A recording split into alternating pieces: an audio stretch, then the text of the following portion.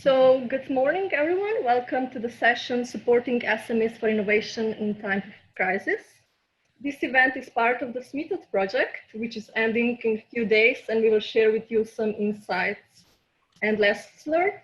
The way this meeting is structured is that we will have 1 hour. In the first hour, we will have 3 presentations. You're very welcome to ask your questions in a Q&A window, and Sophie will read them out after each presentation. And then the second half an hour will be a discussion panel, which will be led by Carolyn Downs from Lancaster University. And that's pretty much it. I suggest that we start maybe with you, Matthias. You can shortly introduce yourself and start sharing your slides. Okay, hello, good morning, everybody. My name is Matthias Deschryvere. I'm working for VTT engineering house from Finland.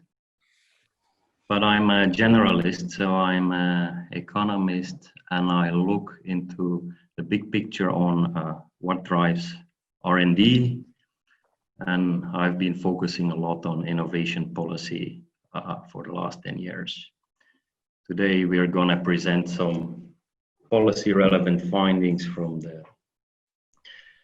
this project we did together with ISPIM and other partners for the Commission. So maybe we get started.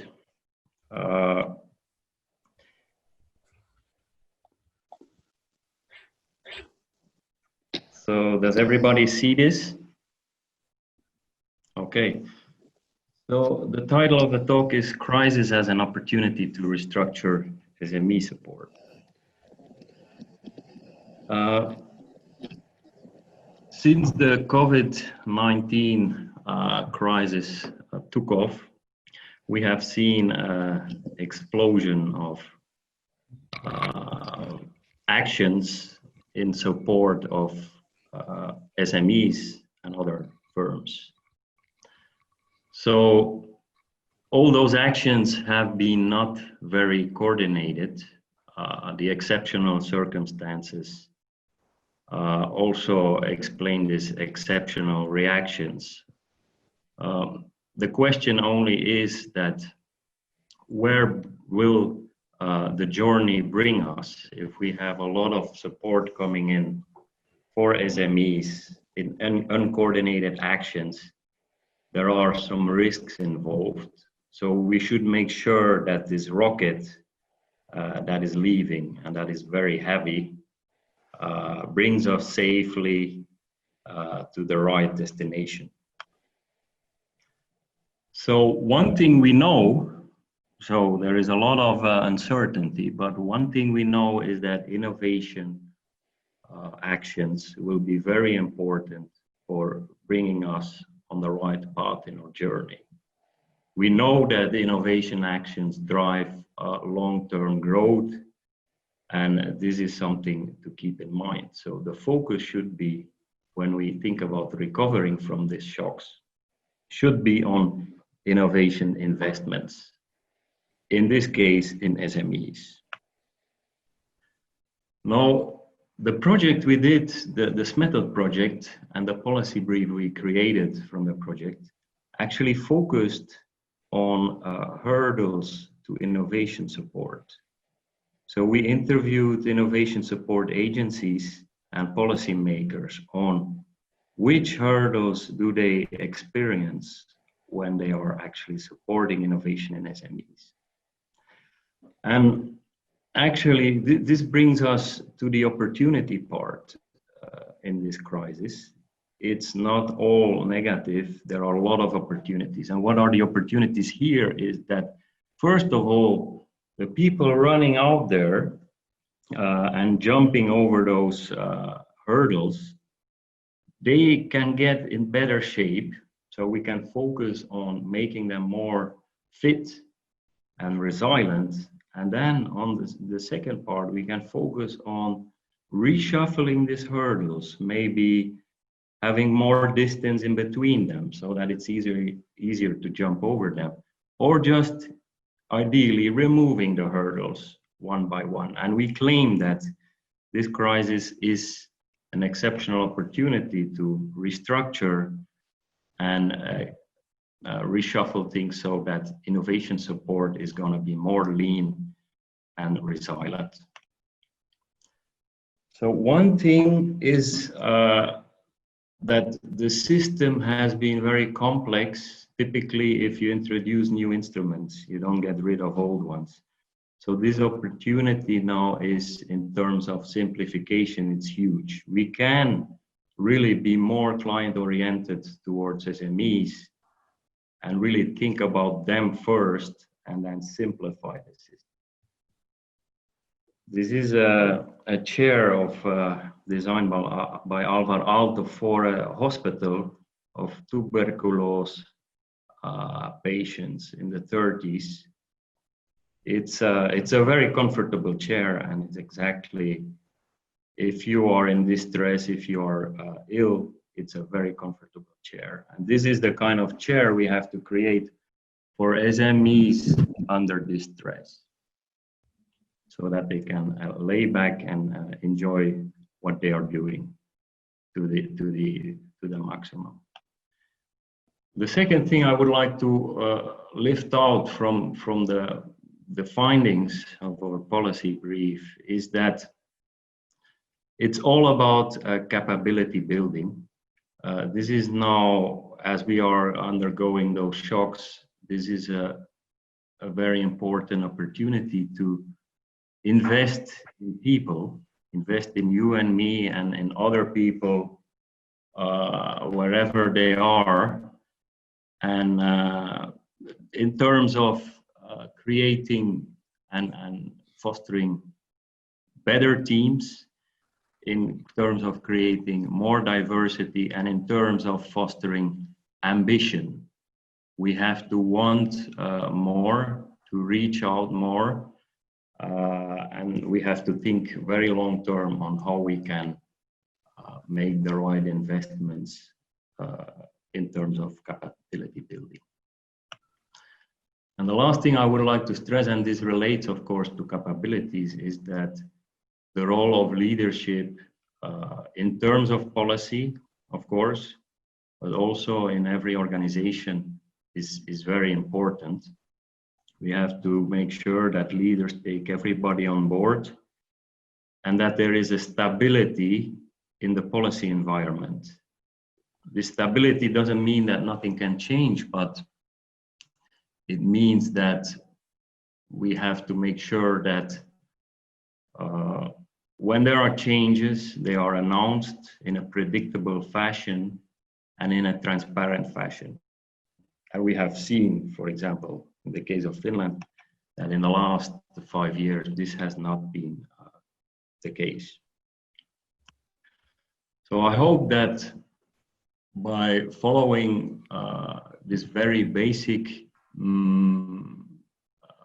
recommendations that we know they make sense and they work, is that we will reach in our journey with this very heavy rocket, we will reach, have a very good view on new stars being born. And I'm sure there will be. So I'm happy I could share this very kind of fundamental insights from our brief, and I encourage you to read the summary from the project in the ISPIM proceedings and then also in the policy brief. And I'll be happy to comment and discuss during this hour. Thank you. Matthias, thank you very much. Does any of presenters have any question or comment to that? Carolyn, I can see that you unmuted yourself.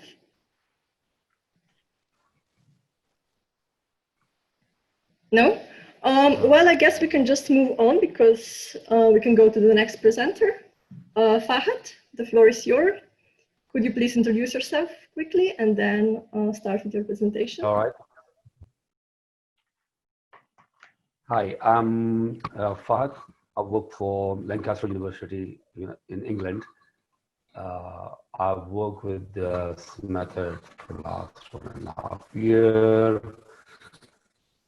and Matthias, another Pavel, Dr. Carolyn, and we all been working on this project. It's a very interesting project, and the topic I'm discussing today is about the immigrant, small and medium enterprises opportunities. Shall I start? Yeah, you can start sharing your screen. Lucija, shall I start? Yes, please start sharing your screen. All right, thank you very much. Oh. Sorry.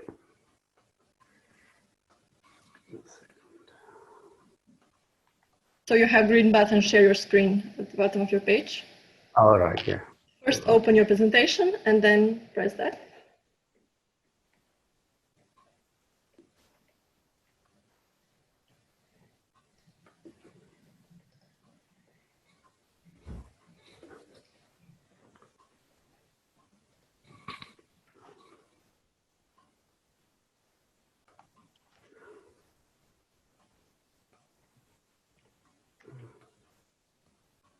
Does it work, Hassan? It is working. Is it working, No. my screen? You need to press share presentation.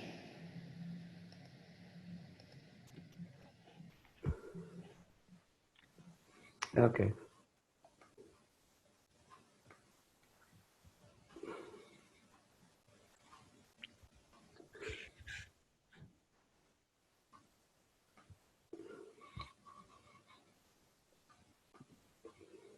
Otherwise, I can share it for you. Yeah, I think it's all right now. Okay, perfect. Yeah. You can see. Okay.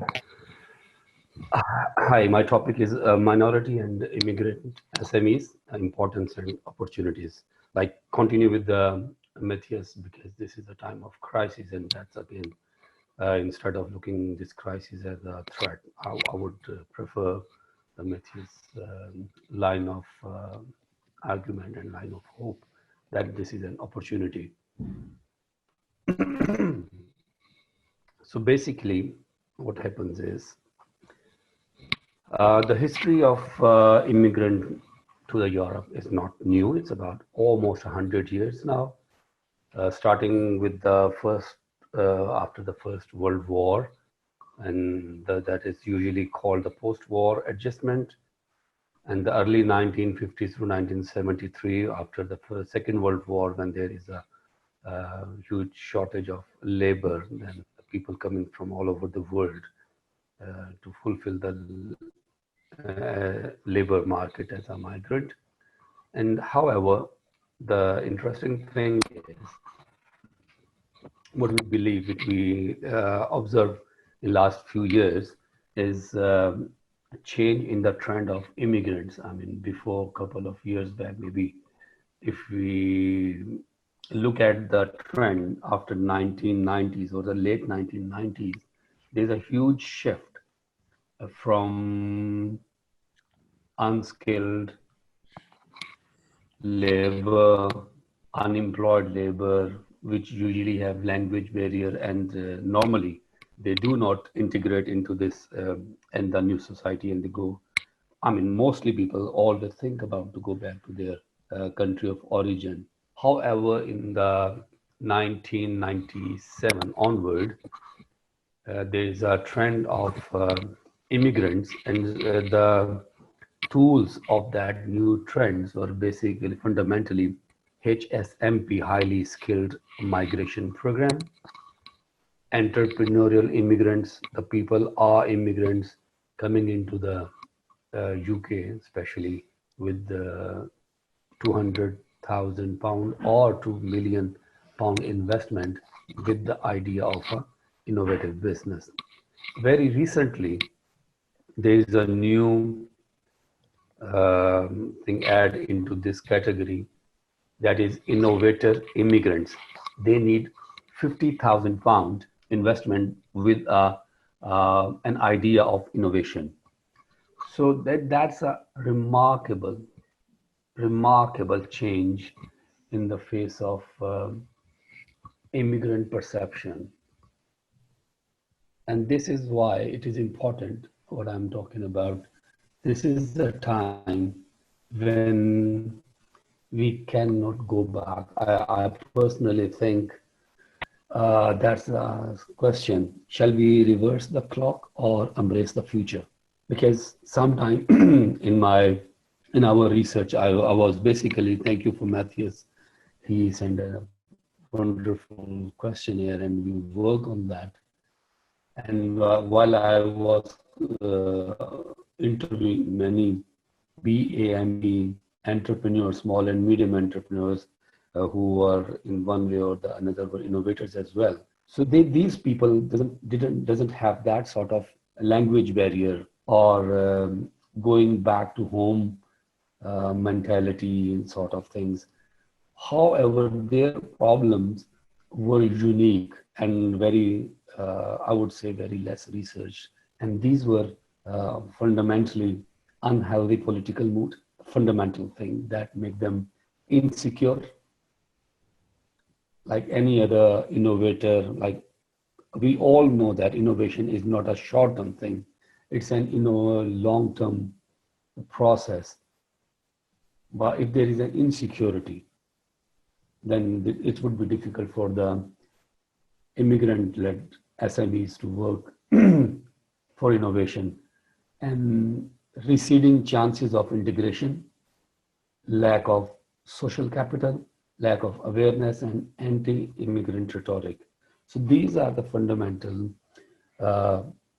themes coming out of those interviews, which were fed by the immigrant-led SMEs. And when I say immigrant-led SMEs, there's another huge shift in the immigrant LEDs. If we look at the data in before 1990s, the most of the immigrant LEDs were retail shops, taxi shops, and restaurants. I mean, they were clustered into these areas.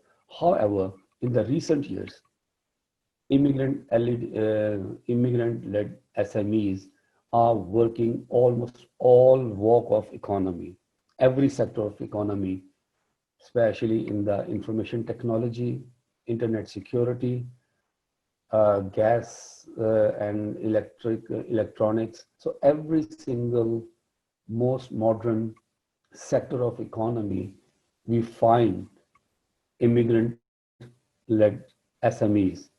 However, there is a fundamental problem, and definitely they are stem out of current political mood and anti-immigrant rhetoric. I mean, I don't know other countries, but at least in the United Kingdom, I have seen 3 or 4 last elections were fought in the name of immigrants. So I personally think we genuinely need BAME targeted innovation and entrepreneurial research for supporting immigrant-led SMEs to develop their confidence and their social integration. This is all what I want to say. Any question? That was amazing. There has been a question. Catherine would like to know how many immigrants were interviewed and in which countries, and was this part of the method? I'm working, it's my work in progress, phenomenological research. And I interview United Kingdom mostly, and a couple of 3 interviews in Norway, and 20 interviews in United Kingdom. Wonderful. I mean, as a phenomenological research, because it's looking deep into the discussion. I'm thinking about another 5 or 10 interviews, a couple of them in Sweden and maybe 1 or 2 in other countries, so that it makes representative. I mean, it's not full time, it's not a full picture, but that definitely gives us a sense what is being felt by the immigrant-led SMEs. Amazing. Fahad, where can those immigrant SMEs refer for help? Is there any institution that can help them in the UK, for example? That's interesting. I mean, most of the people what I interviewed, they were, I mean, we believe that they are innovators in the textile sector, information technology sector, but they didn't even ever heard about Business Bank of England. They are not aware of Innovate UK. Fundamentally, there's a lack of social interaction and social network. So, because when we talk, it's important. We need to understand that different communities work in a different cultural way. It's not. It can't be blanket. So I was literally, I was a bit shocked to learn that many of them never heard of Innovate UK. They are developing their products by their own savings with the help of family and loans from the banks.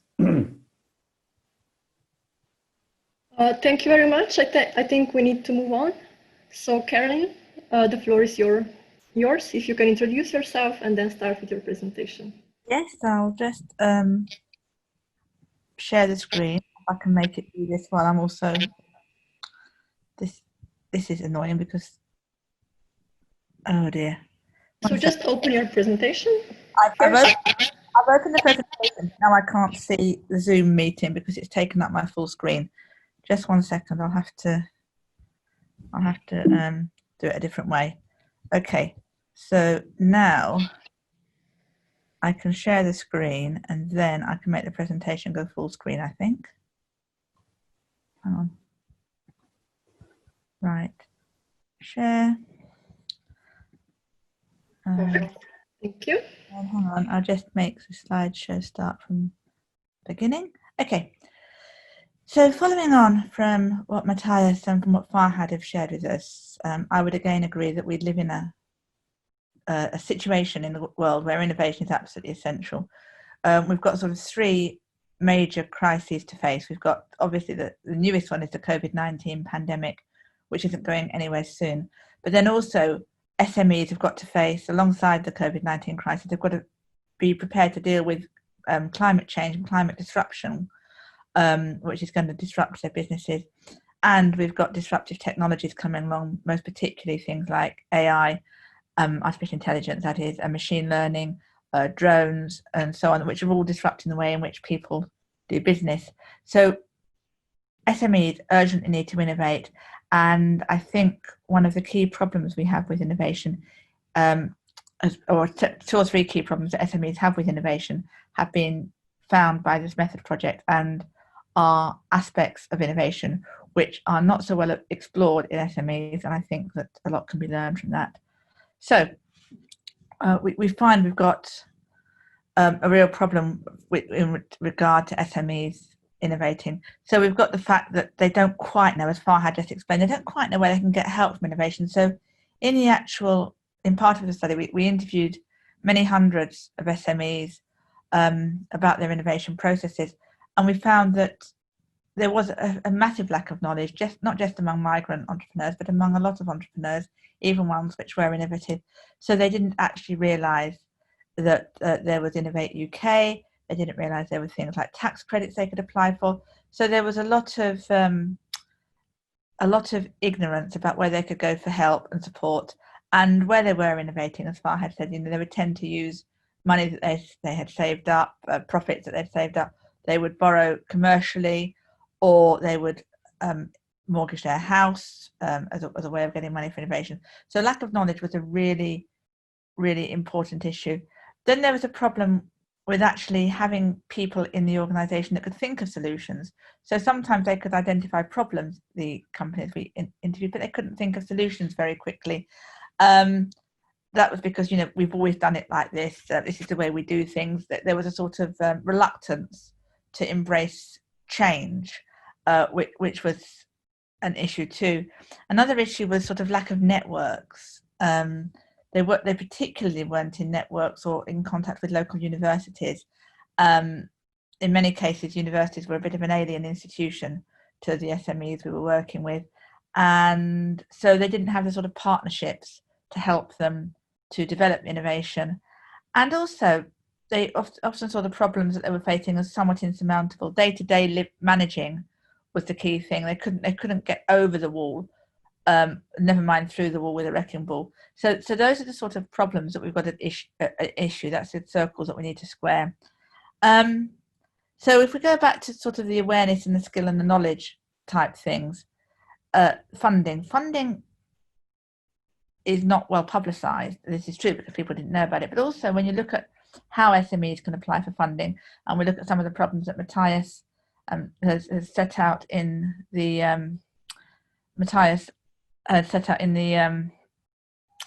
policy brochure, we see that sort of there's such a range of funding options. It's very, very big. And also it's very opaque in itself. How do you apply for funding? How do you get the partners to help you apply for funding?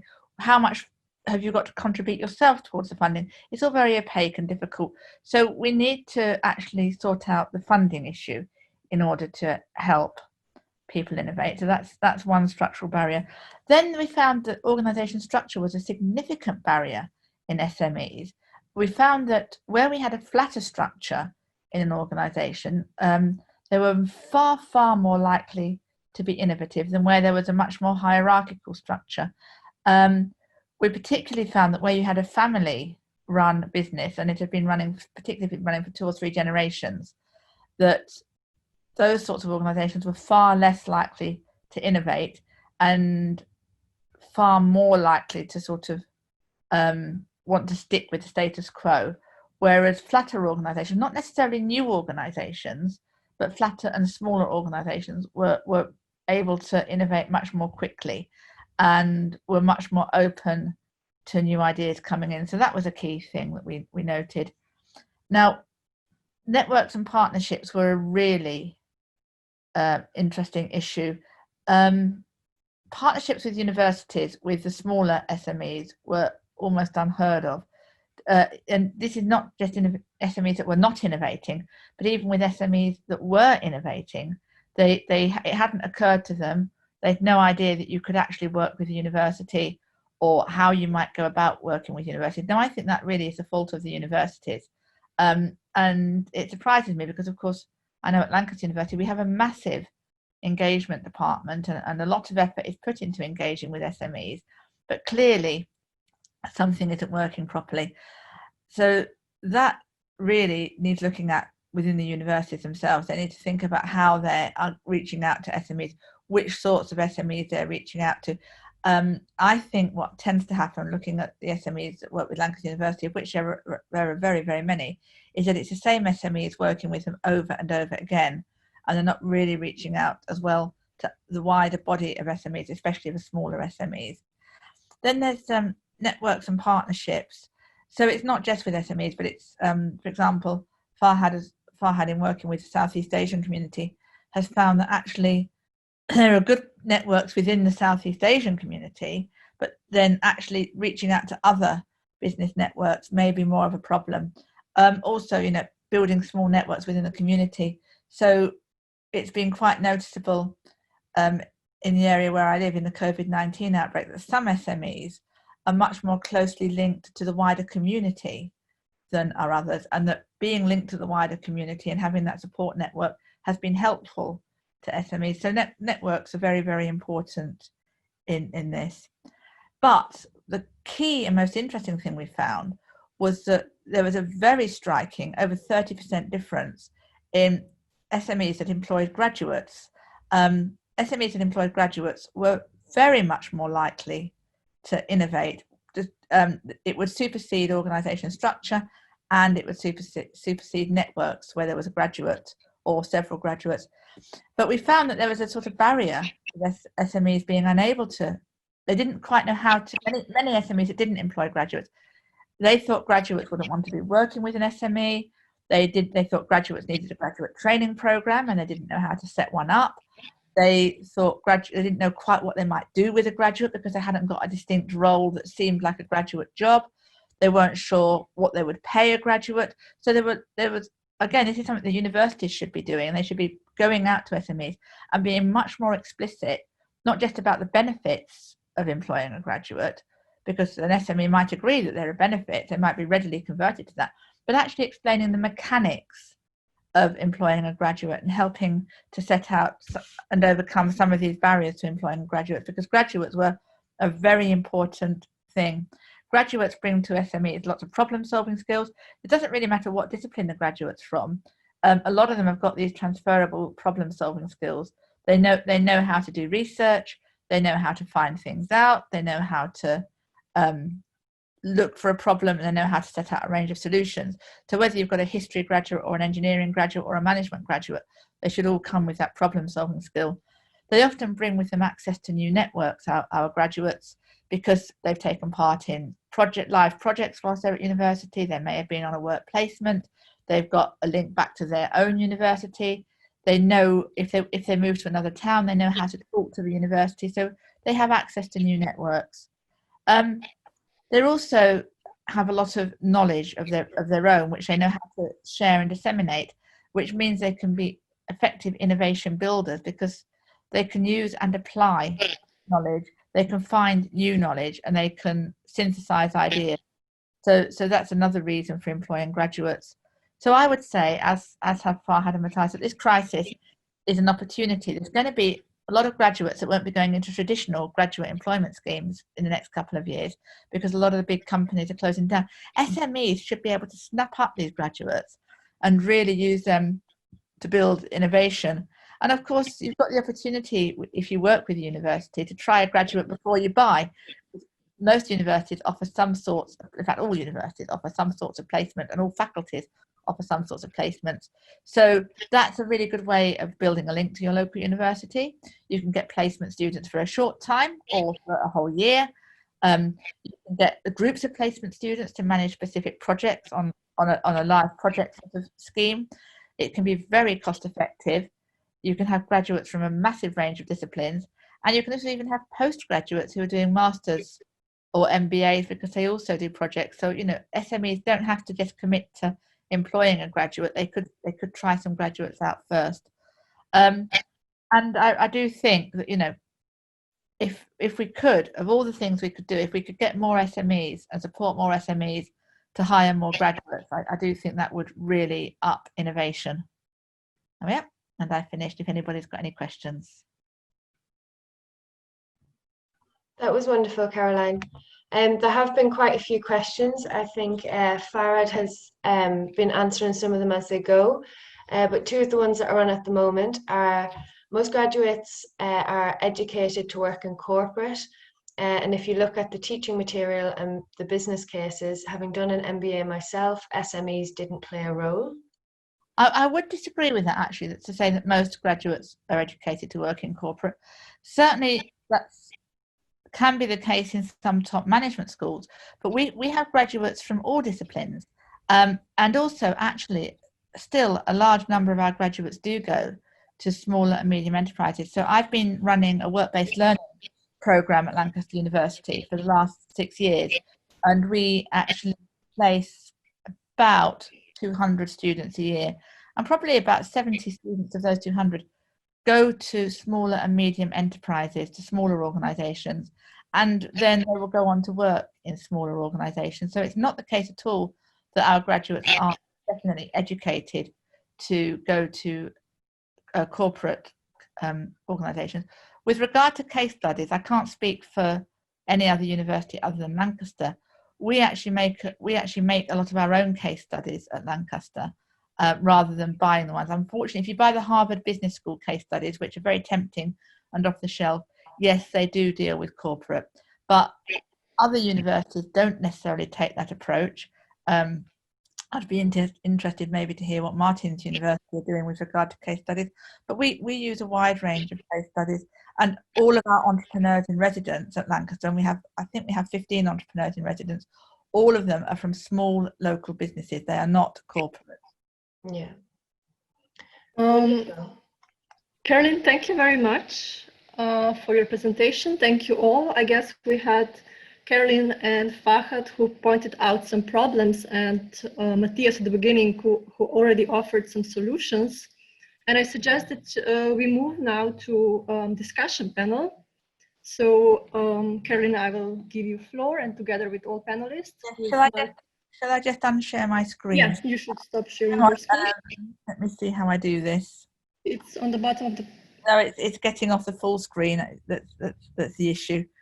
Sophie, you can do that as a co-host, just at the bottom. How have I? Oh, okay, perfect. Oh yeah, thank you, whoever's fixed that for me, because I couldn't find the right button. Okay, not a problem. So if we're going to go into our panel discussion, I think it would be interesting to start with by discussing some of the issues that we've raised in the presentations. And I think one of the key ones that we should start with perhaps is looking at the funding agencies, which is where Matthias started. And I think both Farhad and I have referred to the funding agencies.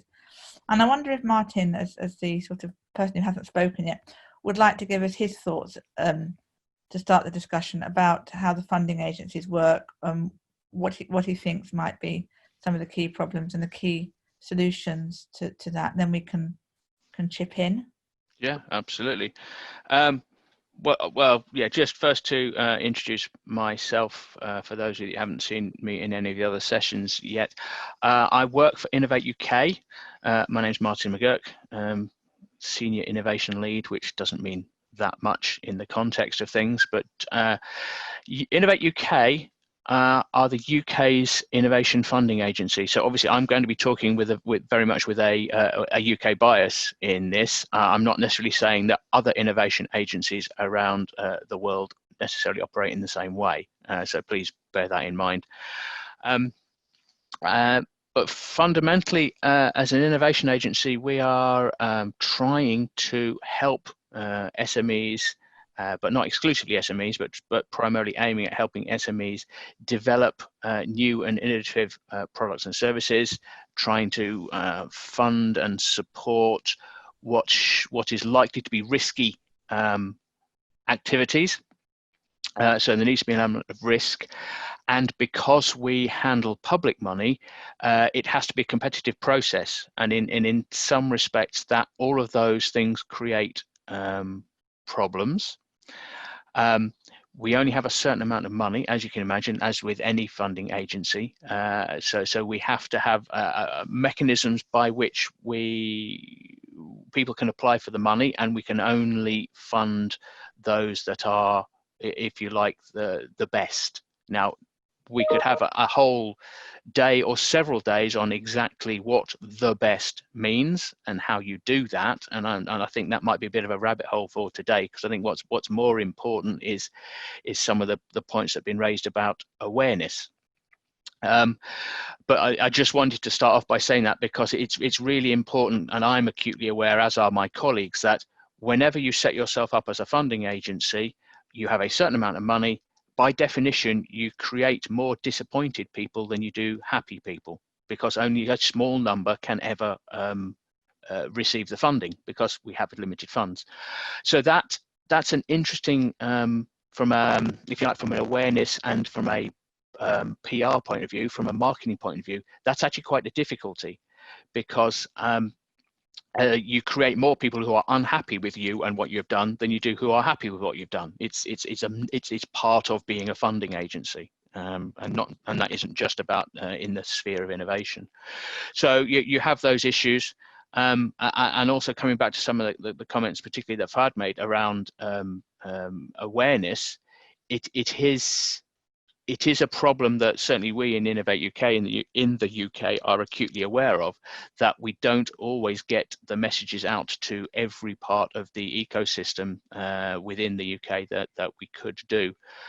We do have programs where we're trying to look at inclusivity and improving, if you like, the language that we use, improving or spreading the places where you might find our messages, but we do have issues with small numbers of BAME people applying into our competitions, and it's something we're aware of, and we're that alongside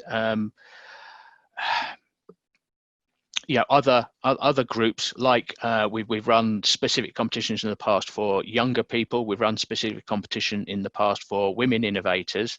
So absolutely, it's something we're aware of. It's just, if you like, it's maybe something we have not yet formally addressed through a specific competition, which is potentially one route that we could look at in the future. So yeah, there's an awful lot going on, if you like, when you're sort of trying to make all of these things happen as a funding agency. And I think it's probably fair to say we don't always get it 100% right in terms of getting that awareness through to the sorts of people who wouldn't normally see us. As Carolyn has said, again, as a funding agency, all of the universities know us, and the SMEs associated with universities know us. So we always have very, very full competition entry lists. So coming back to it, if you're running a competition where you can only fund, say, 50 companies and 300 apply, it's the ones perhaps who know the system best that end up being at the top of the pile. And I think that's again a structural bias that is very, very hard to get around, because not that many people applying to funding agencies necessarily succeed first time, and it's the ones that have done it 2 or 3 times before and learned what the rules of the game are. And again, coming back to what people have been saying earlier, that is something that I think we all probably need to address. Whichever funding agency you're in, it's trying to be transparent, trying to be fair, trying to encourage people to join in, but also to maintain that sort of transparent process by which we can be seen to be giving the money out in an effective and an appropriate way. If I could draw in, Markku, with regard to the policy recommendations made by the SMEthod project. Markku, could you sort of give us your thoughts on how some of these barriers which have been described here, in terms of, there's a finite amount of money, that people in the know, people who've got good links with universities, are more likely to succeed at winning the competitions. Could you put forward a couple of specific suggestions maybe that could help solve this problem? Can we hear Markku? Markku, I think your microphone is muted. Yeah, have to unmute. I hope you hear me now. We do now, okay. Yeah. So I participated to the interviews of different policymakers in as part of this policy brief study in SMEthod, and from there I remember one regional agency in Finland kind of connecting a little bit these dots of utilizing immigrants or foreign students and connecting them to the SMEs and companies and there the reason or main driver was to enhance the export activities of companies, and here in Finland I think that's one let's say constant criteria for innovation funding is that you have to kind of develop export activities. Finland is a very export dependent economy, so that's important for us. But this connection between foreign students and that kind of building these relationships with universities, foreign students and SMEs, that's one solution there. Yeah, that's an interesting idea, and it gets us back to students. I wonder if I could bring Simon in at this point. Simon obviously works at a university and is experienced with sort of students, and if you could comment on how you manage with working with businesses and engagement, and with getting students out to businesses, and also, on the comment of students only being prepared for corporations, which I don't think to be the case at Lancaster. Maybe you could bring in your experience, Simon. Thanks, Caroline. Just the context is that I'm an associate dean. I'm responsible for employability and enterprise. So, we look after like 7,000 students. So this issue is what Carolyn's asking for is quite pertinent. We also run Productivity and Innovation Centre, that is our university gateway for businesses. So our approach, what we've seen in the past of like working in several universities, is that there can be a mismatch between a student capability and the SME expectation of support. So what we've done is that we have a trajectories where we take a very project-driven approach. So we work with an SME picking up in terms of either the business structure, the positioning, innovation, capability, and we break that down into an identifiable activity project that then can be linked to an academic area.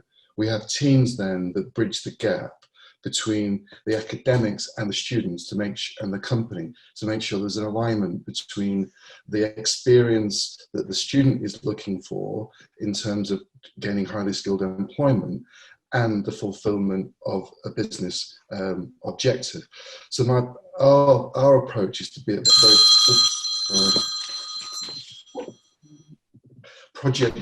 very project-driven approach, which is more effective. Either that can be from 1 week to 12 weeks to a placement. So I think that that's what we can share. And we have, over the last 3 years, we've built from having one support mechanism in the university to now having 20. So we've done a lot of work on that, and if anybody's interested, we can share that I'm happy to share that. But I think you raised a really interesting point. I mean, I work very closely with Lancaster in the region, because we have a regional approach to this, is that we are trying to break the barriers. But I do want to, and I apologise if I offend any of the business school colleagues, is that many business schools are very much orientated to multinational, which is a very specialist. You have divisions which work on HR, innovation, and so forth. Working with SMEs, you need a much more holistic view of business to give them advice. And I think that having gone from Cranfield, which we run a centre of excellence on a very specialised, insight-driven, working with massive corporate companies, to now me working in Lancashire, where we're working with SMEs, I think there is a difference, and it's an opportunity for business schools to embrace this. I think that the perception from many SMEs is that they don't believe that the advice is applicable to many of them. But I share your view at Lancaster and the university where we are. We're trying to break down that. But just to reiterate, I think that there is a need for business schools to understand a holistic business approach versus a specialist. And our approach with adoption of placements in organizations, the use of project-driven approach has really increased the benefit to the SME and to the student experience. Thank you, Simon. That's very interesting as well. So if anybody's got any other key points which we think have come out of the discussion, can you hear me? Because it's still got Simon with a yellow thing around him. Am I being... Yes, yeah, we can hear you. It's right, the yellow thing is still round. It's got the yellow box has gone around Martin. That must just be at my end. I'm not terribly au fait with Teams. I'm better with Zoom. I'm better with Teams. Okay, so if we've got any other key areas which people think we would like to talk about, or any other questions coming from any wider audience, I don't know. Can somebody, Lucia or Sophie? Yeah. So Catherine has said the student exchange is not new. In Germany, they have a tradition of students doing internships during their studies. Also, more than 10 years ago, there was a program in Germany to fund innovation managers, basically graduates working in 1 to 2 SMEs. So what are the new outcomes from this project? I don't think we were saying that students working with organisations on placement is new at all, because it isn't. If you look at health education for a start, students have always worked in organisations where they can be employed. I think the case is that with we have found across the countries taking part in the project that the smaller SMEs tend not to take up the opportunity or even to know about the opportunity of working with a university, either to have an undergraduate or a postgraduate student on a short placement and then to go on an employer graduate. So we're not saying it's new at all. We're saying that we are finding that many SMEs do not know or are not aware of the opportunities, and therefore this needs to be more publicised. I'm sorry, what was the other part of Catherine's question? I think that also more than 10 years ago with the programme. I think that quite answers it. So what are the new outcomes of this project? What kind of SMEs are we talking about? Catherine wants to know. Okay, so we're talking about smaller SMEs, not necessarily micro SMEs, smaller SMEs, maybe employing up to 50 people. We're talking about newer SMEs not being aware that these opportunities exist. We're talking about migrant-led SMEs in particular, of certainly not being aware or not being in the networks to gain access to these opportunities. So there are particular sorts of SMEs, and there are quite a proportion of them, because we must remember that across the entirety of Europe, SMEs make up the largest part of the economy. You know, up to 95% of businesses are SMEs. And so, you know, even if only a third of the SMEs aren't aware of this, I think actually it's more than that.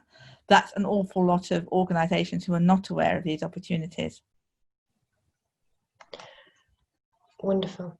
I actually have one question, if you don't mind. Do you find that the fact that corporate companies offer a really large payment for placement students? So I did a placement through a small SME, but the larger corporations were offering a lot of money in comparison.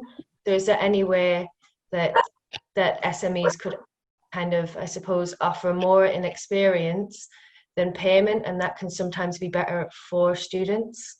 Well, Lancaster, for projects rather than for placement students, our placement students at Lancaster are paid a salary by the company that employs them. So if they're going for a year in industry, then there is a recruitment process and they are paid a salary, and we specify that the salary should be at least £17,000 a year for our placement students. However, groups doing projects tend to have to be paid for, but the fee is very small. I think it's only about £100. And our groups doing projects are almost invariably going to smaller enterprises. I'll give you an example of one of my I'm now in the marketing department. A group of our marketing department students went on a project with a local SME, which was a pub. Still is a pub in the centre of Lancaster.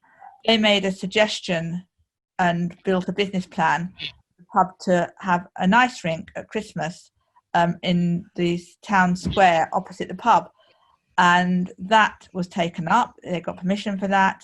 That has brought hundreds of thousands of visitors. It's only been running 3 years. It's very recent, so very recent that the students made that suggestion. That innovation has brought hundreds of thousands of visitors to Lancaster over the Christmas period, and has enabled the pub to grow their business massively.